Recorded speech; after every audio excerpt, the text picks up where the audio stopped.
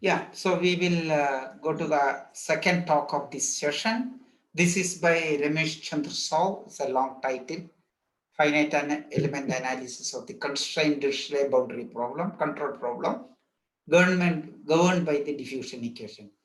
Ramesh is our PhD student from Department of Mathematics, IISc, working with Professor Goody. And if I am right, he has submitted the thesis already. So he is waiting for his report. Thank you, sir.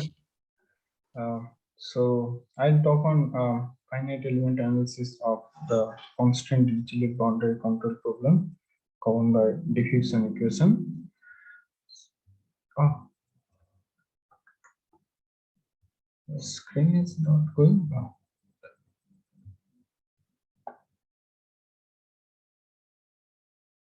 Okay, so here is the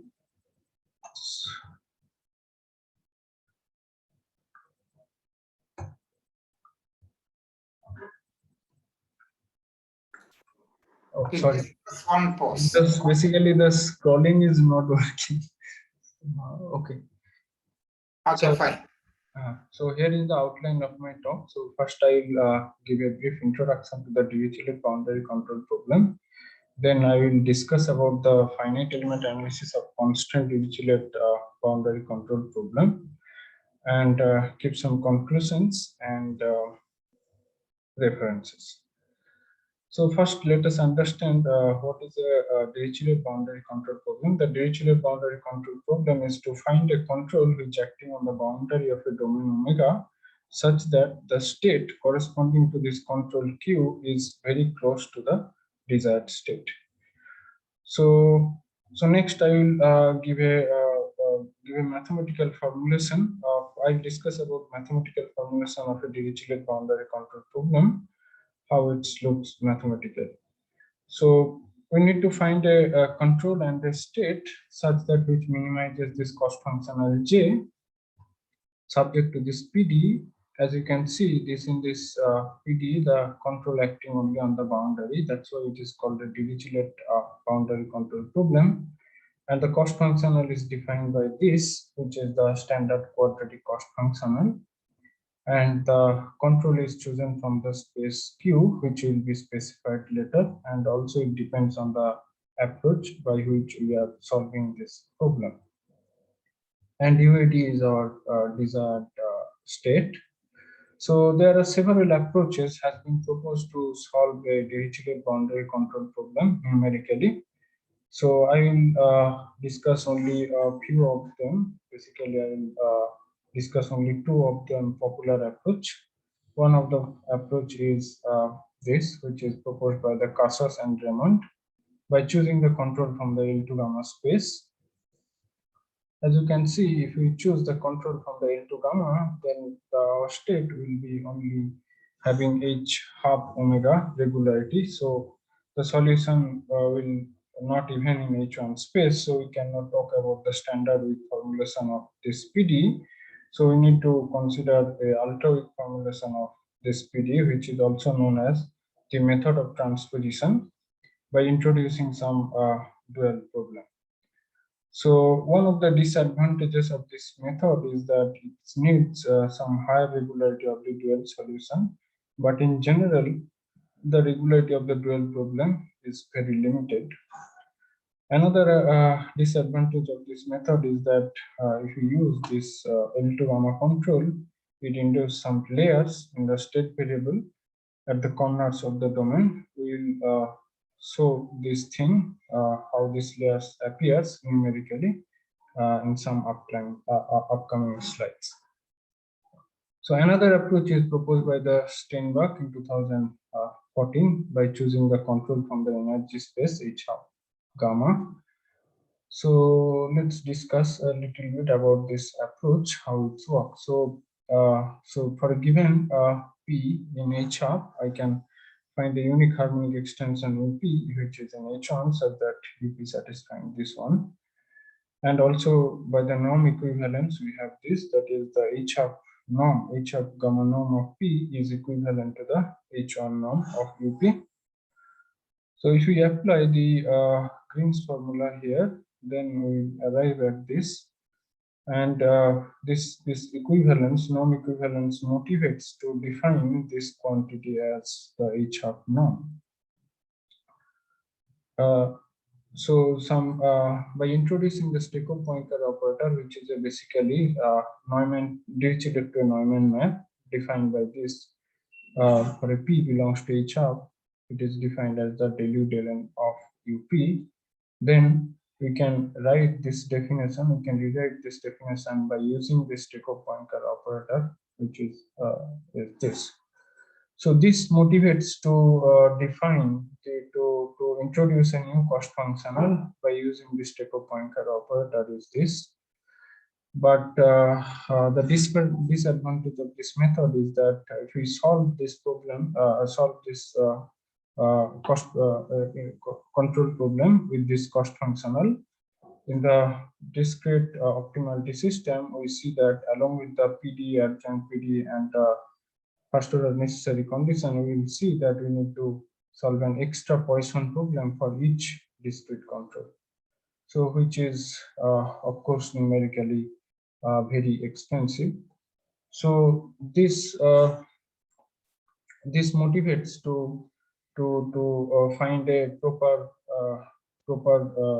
space of control and proper space of control and proper cost functional, so that we can solve the Dirichlet boundary control problem with a very less cost and without introducing any layers. So that is our main goal, to define a new, propose a new approach. So here are the objective. Of course, we need to derive the corresponding optimality system and discretize it for our approach and the error estimate. And as I said earlier, that if we have a desired state, and using the L2 gamma control, introduce some layer at the corner, and if you use the H1 control, then it is very close to this UD. So this numerical experiment motivates us to use the H1 control. So here is our corresponding control problem. So we need to minimize this cost functional subject to this Dirichlet boundary value problem by choosing the control from this constant set, which is a subset of H1. And the constraint acting pointwise, or almost everywhere on the contact boundary. And we are choosing, since our control is in H1, so we are choosing our cost functional to be energy cost functional. And here are some assumptions on the domain. Omega is a bounded polygonal domain, and the boundary is consist of the two non-overlapping open sets, gamma T and gamma C. And the function f is the load, which is in L2, and desired state is also in L2. So the existence and uniqueness of the control problem is standard. So skip the proof. And this proposition gives us the continuous optimality system, which is the first two is the PD, third one is the adjoint PD, and the fourth one is the first order necessary optimality condition. So as you can see that the control Q, the optimal control Q, satisfies a variational inequality of first kind. And if we derive the strong form, it will look like this, which is actually a simplified Signor-Remy type problem. So in this method, we can see that if we start with our control in H1, but we are getting the control is much more regular, which satisfies some second order PD with some non-linearity, of course. And before going to the error analysis, we need some regularity assumptions which will be used in the analysis. Is that the solutions are in 3/2 plus epsilon omega, epsilon is 0 to half. And we need, of course, this to do the finite element, we need some discrete spaces. So the discrete state space is a conforming subspace, which is piecewise Peon polynomial, and discrete control space is also a conforming subspace of Q, and it is piecewise Peon polynomial. and the discrete admissible control set satisfying this constant at each point of the contact boundary. So the accordingly our corresponding discrete optimality system is this. The first is the PDE, third one is the adjoint PDE, and fourth one is the discrete variational inequality. So our analysis will be much simpler and clear. It will be if we introduce some elliptic projections, which are actually the discrete solution for a given continuous data, like this. And since they satisfy some Galerkin orthogonality, so we can get the best approximation. And using the regulator of assumed regulator of P and W, we have this order of convergence. So now this lemma states the error estimate, energy error estimate for the control and LT estimate for the state, which is like this. So if we observe that, we have assumed that the control is in H3 by 2 plus epsilon. So we expect this guy to be of H, this guy to be of, this error will have 1 plus 2 epsilon order of convergence. So all the this last 4 terms will have this this order of convergence because they are kind of best approximation, and we have the estimates of this we just saw here. We make it square, it will be 1 plus 2 epsilon. So all these 4 terms will give me a best approximation, which is the of order H1 plus 2 epsilon. So now we need to see how much regularity we can get from this term, this rate term. So if you do the integration by parts, bringing the derivatives on P and Q, we have this using the Cauchy square, we have this, and we choose here some interpolation, PH to be some Lagrange interpolation of Q. We have this order of convergence. So as you can see, we are expecting this to be 1 plus 2 epsilon, but if you do the standard error estimate, we get only 1 plus epsilon. So we are losing some losing epsilon order of convergence here. So this type of lack of order of convergence, so basically this term is corresponding to the Signorini problem. So this type of lack of order of convergence for the Signorini solution had been a popular and challenging issue for nearly 1.5 decades. Finally, Hild made this improvement in 2015 by some very nice technique. So here I will basically follow his technique to improve it. So the main idea is behind this that in this term we have used PH to some Lagrange interpolation of Q. So we have used the full regularity of Q here. So there is no hope to get some scaling from here. So the only hope to get some scaling from here. So let's see how we can get some scaling, means H from here. So for that we need some notations, which are the following, which is the contact set and non-contact set. For a given for a fixed triangle T which shares an edge with the contact boundary, essentially denote those points where the QX is lying between QA to QB, which is of course non-contact, and those points where the either Q is equal to QA or Q equal to QB, that is called the contact set. Now these two sets are measurable because we assume that the control is in H3 by 2 plus epsilon. So if we restrict it on the boundary, it will be H1 plus epsilon. By Sobolev embedding, we can say that Q is in Q is continuous on gamma C. So SMC and SC are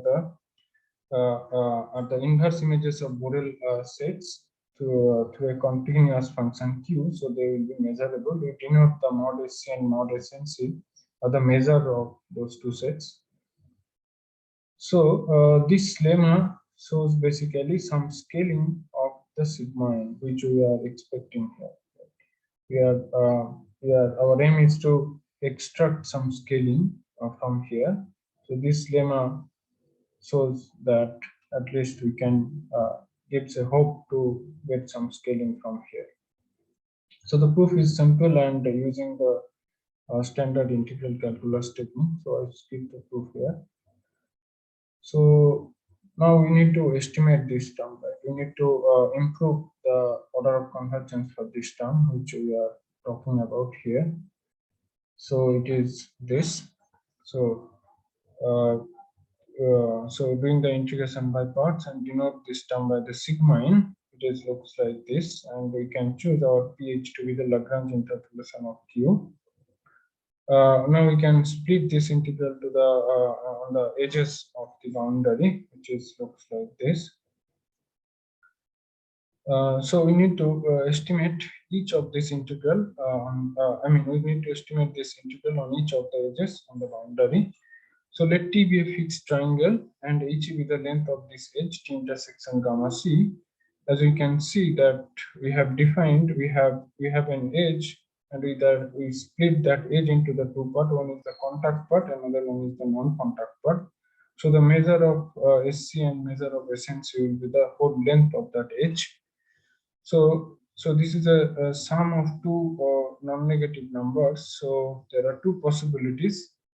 Either SC or SNC have measure 0, or both of them have positive measure. So if either of them has measured 0, then I can easily show that this guy will be 0, this integral will be 0. So the only point is that we need to find this estimate for this case 2, when that is both of them has positive measure. So we will estimate this depending on the measure of SC and measure of SNC. So the measure of the estimate of this guy on SNC is follows like this: applying the Cauchy surge and using the standard interpolation of estimate of this, and using the estimate of the sigma n from that lemma, we arrive at this. And a similar type of argument we also apply here. We arrive at this.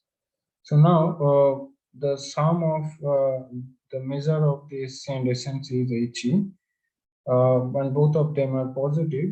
So I can say that one of them will be greater than HE by 2. If SNC is greater than HE by 2, then I can have this integral is less than HE to the power 1 plus 2 epsilon. If mod SC is greater than HE by 2, I will have this is less than H to the power 1 plus 2 epsilon. So finally we get this one on each edge. Now we'll just sum it over the edges on the contact boundary. We will arrive at this. So this was our aim, right? So this theorem states the energy error of the state, energy error of the control as the optimal order of convergence. And also we prove the optimal order of convergence for the state and the adjoint state. Here is some numerical experiment. For the numerical experiment, we use this thought of cost functional with on the domain is 0, 1 square, unit square, and control acting on the x-axis, and gamma d is the rest part, with the constant as this. State and adjoint states are like this. We get our expected order of convergence for the state, adjoint state, and the control. So here are a few conclusions. What I already told some time back is that if we choose the control from the L2 gamma, that induce some layers in the state at the corner of the domain, and if you use the energy approach by introducing the Steklov-Poincaré map, it is quite expensive because we need to solve a Poisson problem for each control, discrete control. So our new approach is much more computationally efficient, and also it produces the sufficiently smooth control because our control satisfies a second order PD, nonlinear PD. And we can also apply our framework for the energy cost functional with the gradient in the state. So these are the references.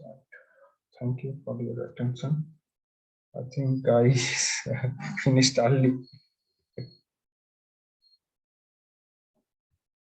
Hello. Yeah, that's fine. That's fine. Thank you. Thank you. Yeah, your voice was little low, maybe. Ah. Yeah, I don't know. It's my problem or in general. No, I think it's my problem. Actually. Okay, so thank you very much. So some questions from the audience?